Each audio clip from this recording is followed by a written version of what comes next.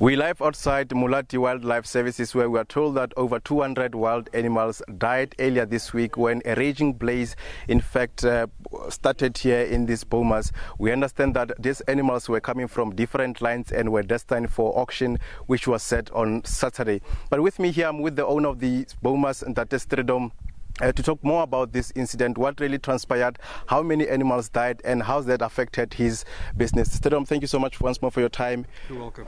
Your understanding regards this raging blaze? Yeah, well, we were notified Monday night around about 11 o'clock that the bomas were on fire.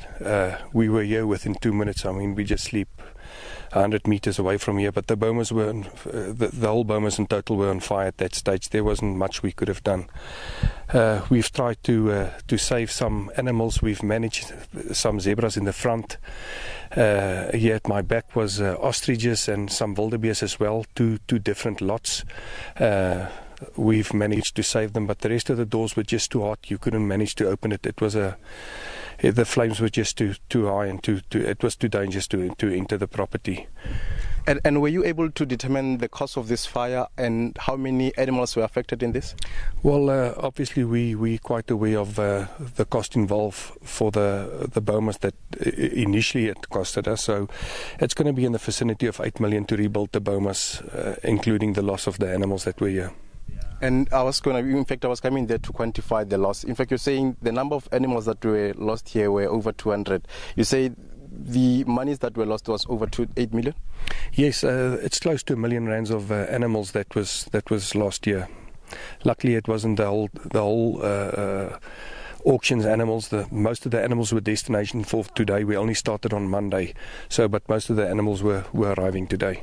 And prior to this incident, how long were they here before these flames? No, they were here Monday morning, so they were basically here just for the day. And on Thursday we were supposed to class the animals in different groups and make breeding groups up according to the buyer's specifications and stuff, and obviously that's not going to happen anymore. And are you able to, do you suspect any foul play anyway? Yeah, we suspect foul play. I mean, there was no weather, there is no power here, so there's no reason for any electricity to cause the fire, and we were shown out by some of the people that were here that they suspect that it was a malicious damage. It's clear from this you are distraught. What is to happen now? How's that affecting your business going forward? Well, obviously it's a big hurdle for us to overcome.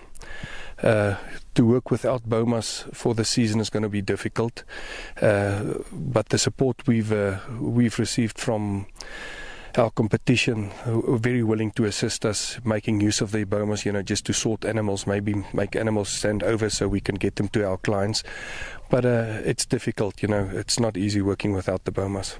Well, that is the owner of Mulati Wildlife Services, Gustav Strydom, talking about his loss.